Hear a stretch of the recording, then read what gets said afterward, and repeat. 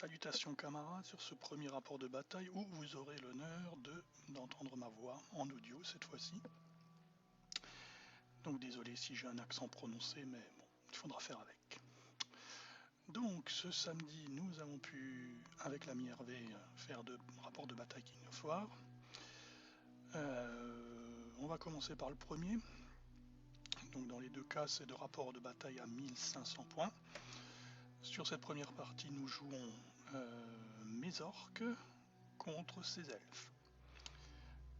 Pour ce qui est de la liste orques, c'est un presque full piéton, on va dire, puisque nous avons une horde de jeunes haches, les jeunes orques, un régiment de 2 haches, donc les berserkers qui tapent fort, un régiment de grandes haches, qui a moins d'attaque mais qui tape encore plus fort, un géant évidemment, une horde de trolls, et donc ma seule cavalerie, une unité, un régiment de chevaucheurs de sangliers orques.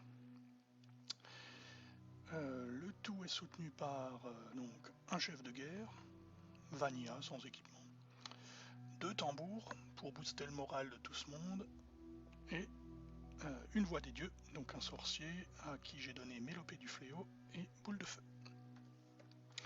Du côté des elfes, on a donc Tidarion le Seigneur Dragon, une horde de gardes maritimes, un régiment de garde du palais, un régiment d'archers, un régiment de cavaliers de la brise argentée et un régiment de cavaliers des tempêtes. Donc une liste plutôt rapide et avec du tir. Pour ce qui est du déploiement, donc comme vous pouvez le constater, je me suis déployé plutôt au milieu, on va dire, paquet, histoire de profiter des auras de mes tambours qui boostent le moral de mes unités de 2 points, ce qui est assez important. Tandis que Hervé, lui, me fait un flanc refusé sur la gauche, enfin sur ma gauche, en mettant juste ses gardes maritimes au milieu.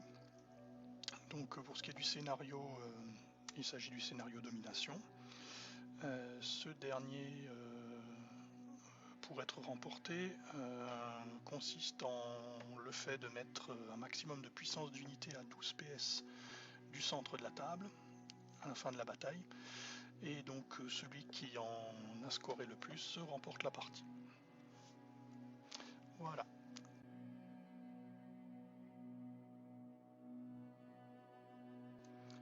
Donc voilà le déploiement des elfes. Comme vous pouvez le constater, tout le monde est massé côté gauche. Le dragon est complètement à l'extrême gauche, avec à côté les cavaliers lourds, les cavaliers légers juste derrière, les archers, et donc derrière la forêt, les gardes du palais, ainsi que la horde de gardes maritimes qui fait office d'unité qui va au centre. Donc je suppose qu'à ce moment-là, le plan est de me tamponner en force d'un côté et de se bifurquer vers le centre par la suite.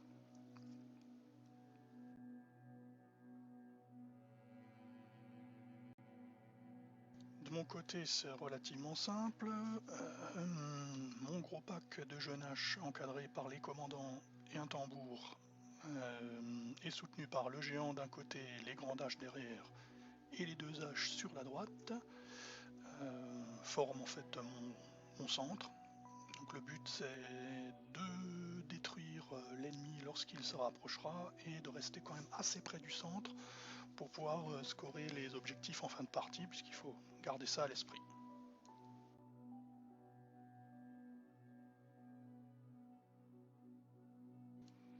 Côté droit, j'ai quand même mis quelques troupes, donc j'ai mis les trolls, un tambour et les chevaucheurs de sangliers. Donc étant donné qu'ils sont assez loin du pack principal des elfes, le plan est de faire contourner les cavaliers pour attaquer ses flancs, si possible, et sinon, en cas de gros problèmes sur la gauche, d'avoir quand même des troupes qui peuvent éventuellement en fin de partie débouler au centre de la table et remporter quelques points de victoire.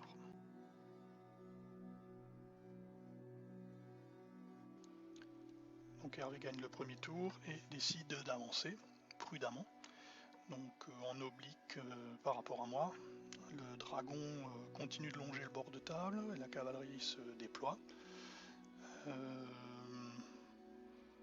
Les archers font feu, sans trop de résultats d'ailleurs, et ce sera à peu près.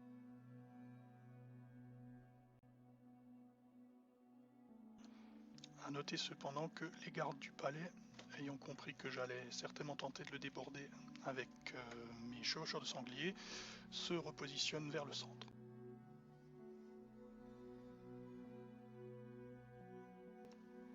Donc moi de mon côté, je vais me repositionner également face à lui avec mon bloc, donc en faisant une ligne parallèle.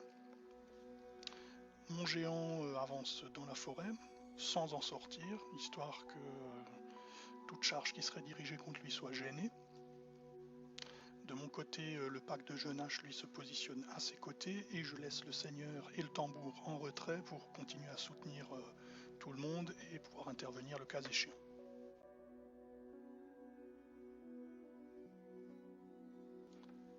Par contre, sur le flanc droit, j'ai personne en face de moi, donc j'ai pas à me soucier de l'ennemi. Je fonce autant que possible, puisqu'il y a quand même des forêts, il faut contourner un lac, enfin une petite mare. Les chevaucheurs de sanglier eux étaient positionnés en mode autoroute, donc ils ont une ligne droite, ils foncent.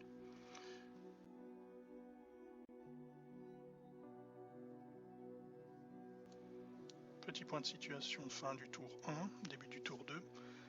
Donc je fais un arc de cercle, avec donc la plupart de mes meilleures troupes en train de bloquer ou d'attendre la charge ennemie, parce que j'ai de toute manière un déficit de mouvement, donc j'ai pas trop le choix que de subir dans un premier temps, tandis que mon flanc droit, lui, avance plus ou moins vite pour tenter de menacer le flanc adverse.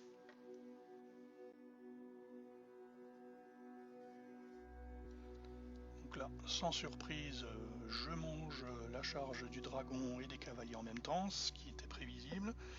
Par contre, ce que je n'avais pas anticipé, c'est que je penserais que Hervé lancerait la charge sur le géant. Il a sans doute eu peur de la charge gênée, mais du coup les Jeunaches avec le tambour derrière sont beaucoup plus solides en termes de morale, même si elles ont une défense de 4+, seulement, alors que le géant a 5+. Donc à ce niveau-là, bon, je me dis que c'est relativement jouable, sachant que j'ai quand même 24 de morale maximum, donc je peux voir venir s'il ne fait pas trop de dégâts et s'il ne fait pas un trop bon jet. Donc là, à droite, ces gardes du palais se rapprochent et tentent de bloquer la voie à mes chevaucheurs de sanglier, donc ils restent juste suffisamment en retrait pour que je ne puisse pas le voir avec mon leader d'unité à cause du bosquet qui bloque ma ligne de vue. Je pense que son plan est simplement de faire en sorte que ma charge soit la plus repoussée dans le temps qu'il soit possible. Donc ici, pendant que la mêlée est engagée, son mage, avec son éclair et ses cavaliers légers, profitent de la visibilité qu'ils ont sur le géant pour lui tirer dessus, lui infligeant quelques blessures seulement. Heureusement, la forêt a bien protégé mon titan, et donc du coup il ne semble pas gêné plus que ça par les tirs.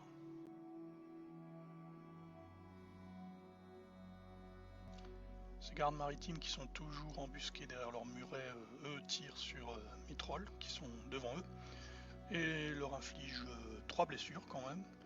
3 blessures que je vais de toute manière régénérer dès le tour d'après. Alors au niveau de la charge, bien sans surprise ça fait très mal, puisque je prends 15 blessures d'un seul coup. Mais son jet de morale reste relativement faible, et donc grâce à la présence de mon tambour, Eh bien, mon pack tient bon, sans être ébranlé d'ailleurs, il est indomptable. Et donc il me permet d'embourber les 2 unités qui sont là et de permettre donc une charge de flanc aux géants qui n'attendaient que ça.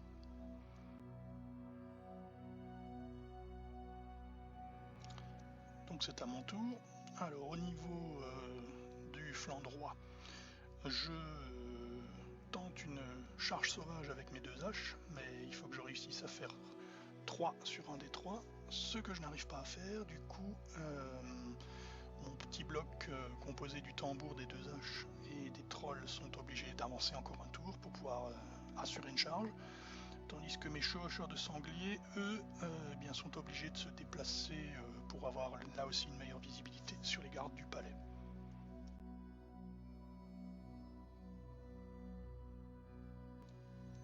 Donc au centre, eh bien, le flanc du dragon étant bien exposé, le géant en charge, et les jeunes haches décident de contrecharger également sur le dragon, donc leur charge sera gênée, mais je réussis à passer Mélopée du Fléau avec mon chaman qui est situé juste derrière, ce qui leur donne un bonus en blessure qui compensera un petit peu l'absence de touche, enfin le moins à en toucher. Donc là, normalement, je pense assez raisonnablement que je vais détruire le dragon.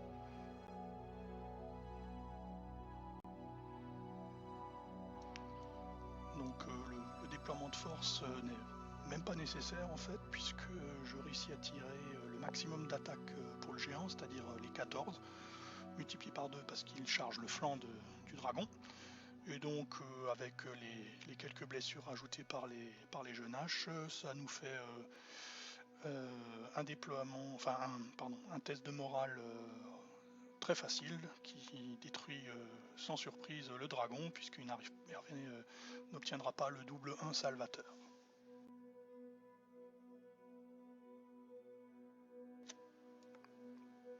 Dans la foulée, donc, Hervé n'a plus vraiment beaucoup d'options. Il charge avec sa cavalerie lourde contre mes jeunes haches, qui, avec leurs 15 blessures, ne feront pas long feu.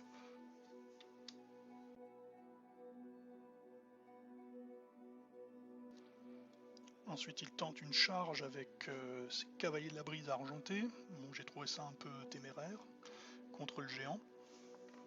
Mais bon, avec un bon jet, tout est possible.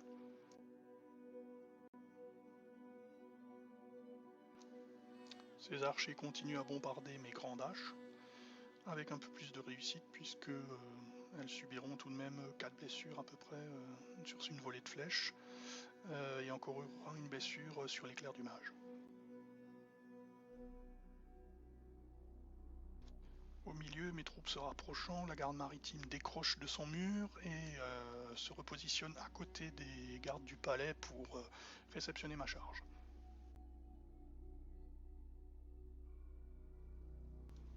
Au niveau des combats, il n'y a pas eu de miracle, puisque finalement mes jeunes haches sont piétinées par la charge des cavaliers de la tempête.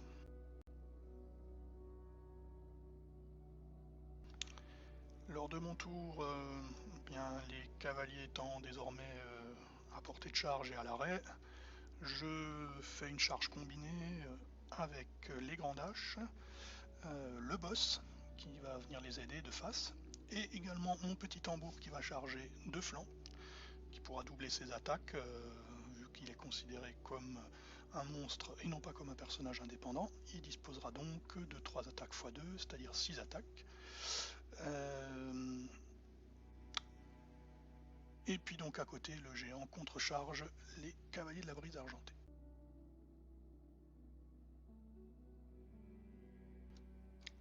Côté droit, eh bien, mes trolls ont vu leurs ennemis se dérober encore et continuent d'avancer.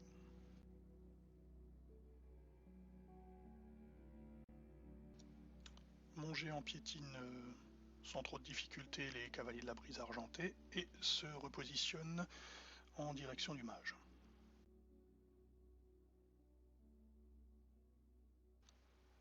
Par contre, le deuxième combat lui se passe pas très bien, puisque malgré tous les efforts déployés, je fais des jets assez catastrophiques Et finalement, je ne mets que 4 blessures au cavalier, qui en rigole bien et qui ne déroute pas du tout.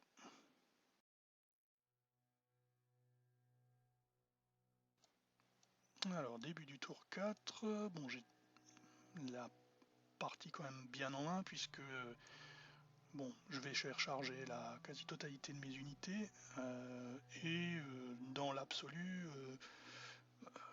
si tout se passe bien, j'ai la possibilité en 2 tours de retourner tranquillement sur l'objectif central et scorer un maximum de puissance d'unité.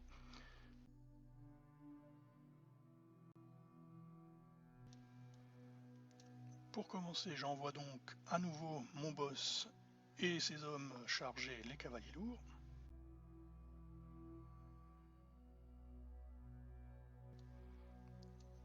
Tandis que les 2 haches et les trolls se jettent sur les gardes maritimes terréniens.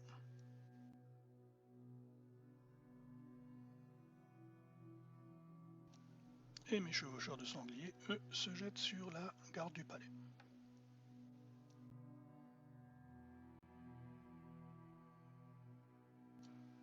Alors les chevaucheurs de sangliers, eux, parviendront sans trop de problèmes à décimer complètement la garde du palais. Par contre, ma charge combinée est gênée pour mes trolls et pour mes 2 haches, fait que malgré des jets de blessures plutôt pas mauvais en fait, les gardes maritimes réussissent à tenir bon mais ébranlés. Donc bon, ils sont condamnés à brève échéance puisque logiquement, sauf miracle, la 2e charge devrait les tuer définitivement.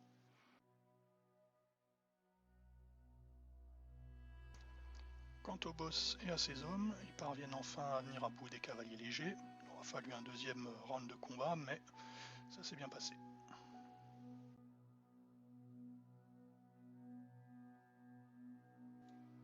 Donc à ce niveau-là, le mage elfique est encore le seul à pouvoir éventuellement m'empêcher de gagner des points. Donc pour ça, il faudrait qu'il arrive à dérouter soit le géant, qui a déjà quelques blessures, soit les grands dash. Donc dans un premier temps, il bombarde le géant, mais sans parvenir à le dérouter, puisqu'il a quand même un bon moral, le pépère.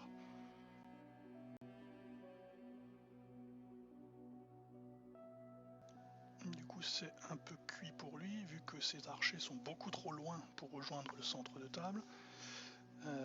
Il essayera lors du dernier tour un dernier blast sur les grands dash, mais malgré leurs 9 blessures, ils réussiront à tenir. Et donc pour ma part, après avoir démoli les gardes maritimes, je fais reculer tout le monde.